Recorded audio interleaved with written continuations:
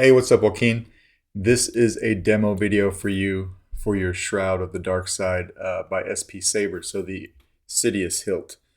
This guy is very unique, first of all, right? It's very cool if you're looking at it just aesthetically, right? But to install this guy takes a little bit of doing, and that's pretty much true no matter what company makes this because, it's just such a small hilt in general. Originally, I had reached out to my buddy Ollie over at White Cloud Sabers because I know that he works closely with Sean Patterson over at SP Sabers, and he made a chassis for this. So I had asked him if I could use his chassis, which I do from time to time, and he more than graciously sent it to me. I printed it, and I have it right here. It's a beautiful chassis, nothing wrong with it. A few things I noticed after I printed it was I don't have these sort of battery tabs. So he uses different battery tabs. You also wanted some blinkies in the chassis, which I didn't think about until after I printed this. And then this one didn't quite line up with this particular saber. So I think that there was just a little bit of manufacturing differences in this one. And I actually had to go through and Dremel, with a sand wheel, some of the inside flanges to get a chassis to fit inside this guy. All right, so nothing wrong with Ollie's chassis. It was very good, and I actually used it to model my own. So props to Ollie for coming up with a chassis for this guy because it's a beast. All right, so we'll put this over there. Also, one other thing I noticed when I printed his stuff out, the type of 22 millimeter speaker that he used, I didn't have in house. I have the 22 millimeter Nano Elite speakers from Smuggler's Outpost, and I believe that his speaker pod was meant for a Vico speaker, and they are different shaped. So I had to come up with a different solution there. While I was making my own chassis and putting some blinkies in yours, I thought, let me try to fit one size bigger speaker in here, and I was able to do that. So I fit a 28 millimeter speaker in here, but it's a premium speaker, not a bass. That's all the room that there was to fit in here. All right, this is a 2-button setup, so your green switch will be your auxiliary, your red switch will be your power. You've got a Carl Chen PCB in there.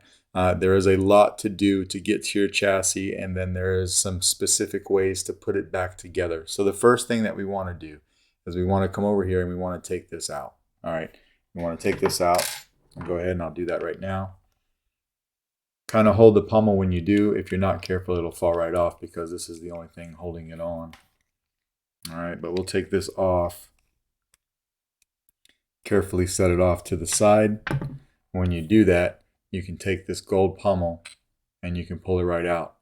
And then your speaker pod will fall right into your hand. So I was able to fit a 28 millimeter premium speaker in this guy, which in my opinion is better than, if I would have had like a 20 or 22 millimeter Vico. I think you get a little bit better sound out of this guy. I was barely able to do it. That speaker pod is super thin. It's almost the width of or the depth of the speaker itself. All right. You have a small spacer that I glued in there. There is a notch inside of that spacer on the top, and I'll tell you why that's there here in a second, if you can see that. All right. So anyway, we get the speaker pod out. Second thing you want to do is come over here and unscrew your emitter. All right. You want to take this all the way out. We'll take this off. Before we slide the chassis off, this green and red acrylic these green and red acrylic pieces, they're only in there with gravity, and then they fall up against the chassis. So when you take the chassis out, you want to make sure that those switches are facing down. If they're facing up like this and you pull the chassis out, they're going to fall out too. They're a little bit cumbersome to put back in. It's not too bad, but if you can avoid it, it's best to avoid it. So just have the switches facing down. Okay? And then you can come over here lastly from the pommel side and give your chassis a little push outside the emitter. All right? And it should slide right out for you. I'm going to put this carefully over here off on my desk with these switches facing down so that those pieces don't fall out.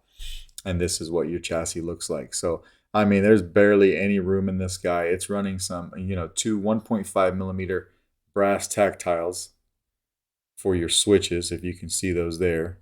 Your Carl Chen PCB. This runs a 18350 keep power battery. That's what this is modeled for. All right, just barely able to hide my wires. There wasn't a whole lot of room there for material to print, so that's why you can almost see through it because there just wasn't any room.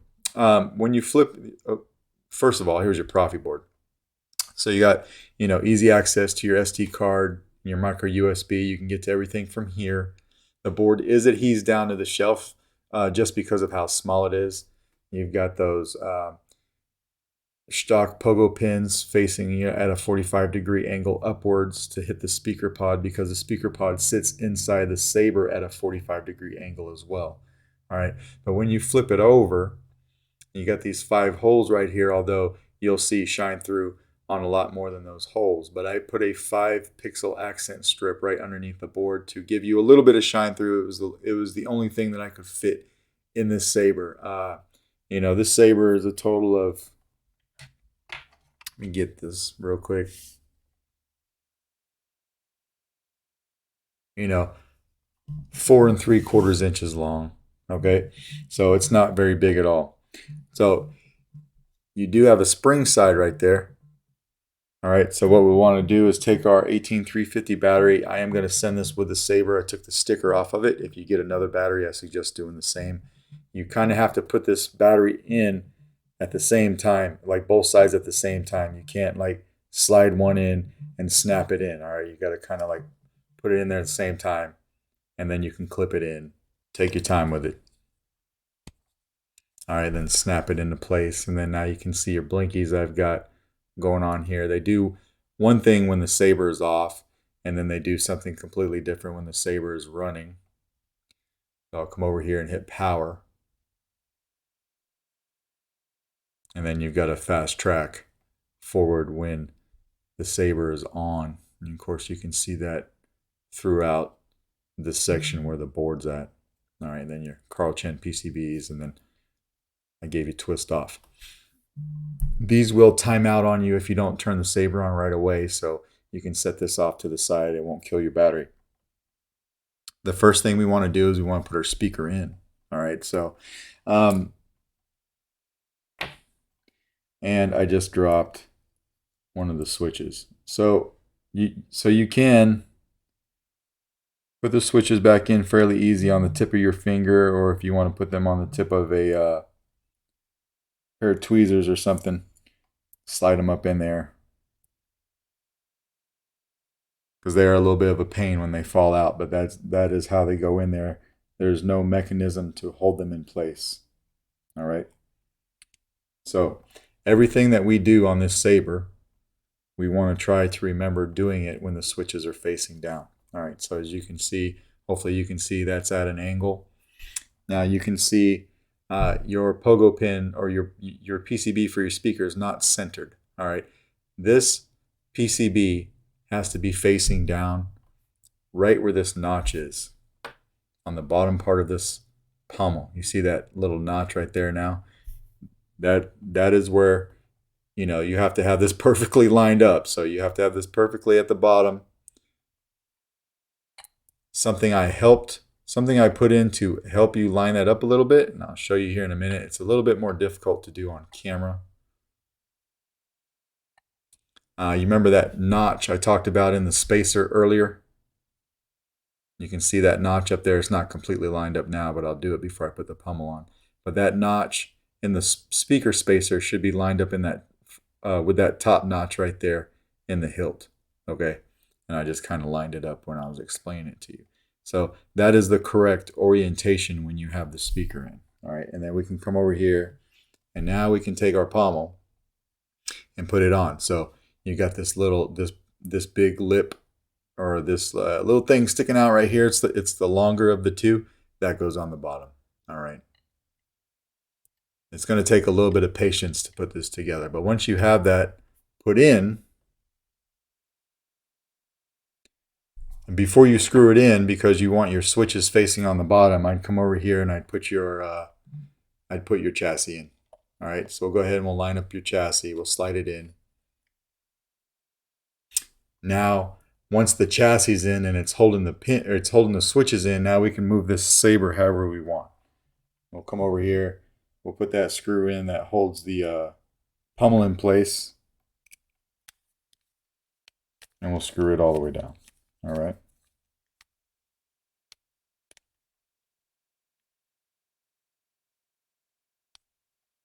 If you want to give yourself a little bit of a sanity check, you can hit power.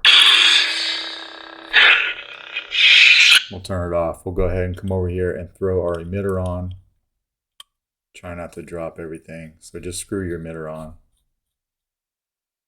until it's nice and tight.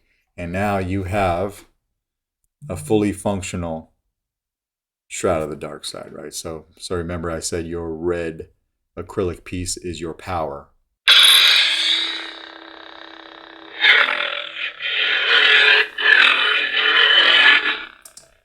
And your green is your auxiliary.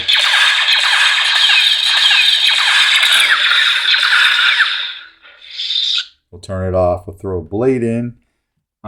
This takes a 7/8 inch blade. I'm going to get my 7/8 inch blade over here. You have one blade retention screw on your emitter piece. I'm not going to use it because this fits in pretty snug.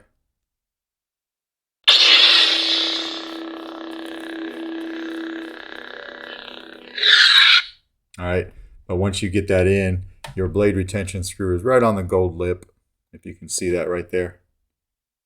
You maybe want to tighten that down. I'm not going to do it for the demo. All right, but we can hit power.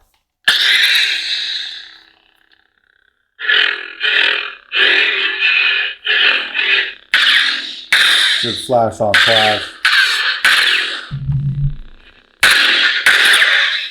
Auxiliary. Blaster bolt deflex is just tapping auxiliary. Blade lockup is holding it down and hitting the saber.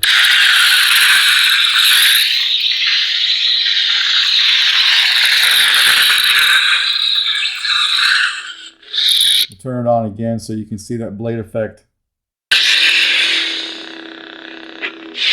Again.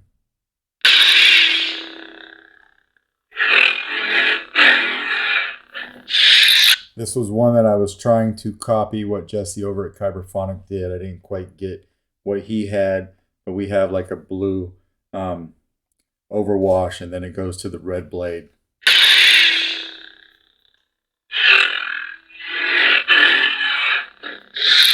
Soundtrack is a long press on the power. And another long press to turn it off. Just like that. And then, of course, switching sound fonts is just hitting auxiliary. Darth Sidious. I did keep that same blade style for you throughout the 3 fonts that you have. They're all Emperor fonts, so they're all same blade style. And a copy of the config file is on the SD card. Right?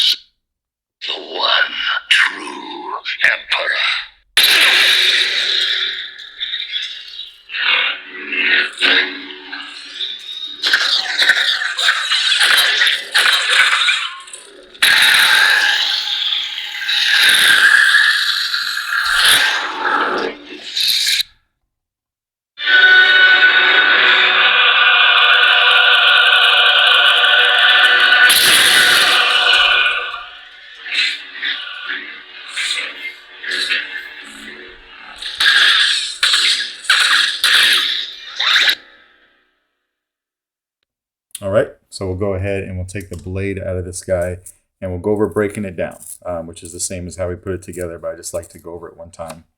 If you have a brand new 7/8 inch blade, you might do just a little bit of sanding, but it's not too bad. So again, first thing we'll want to do is come over here and take this screw out. All right.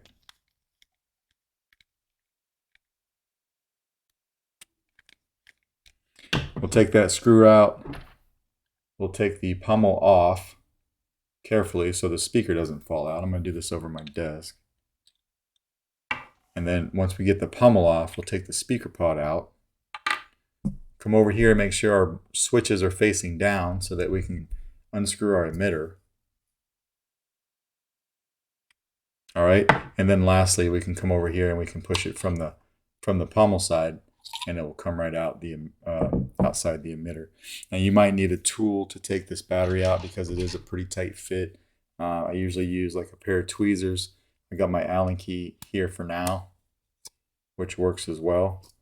So you might have to just go back and forth a little bit until you pry that guy out, because like I said, it is a tight fit. But that is basically your Shroud of the Dark Side. Let me know if you got any questions, and I will try to get this out to you tomorrow. Thanks.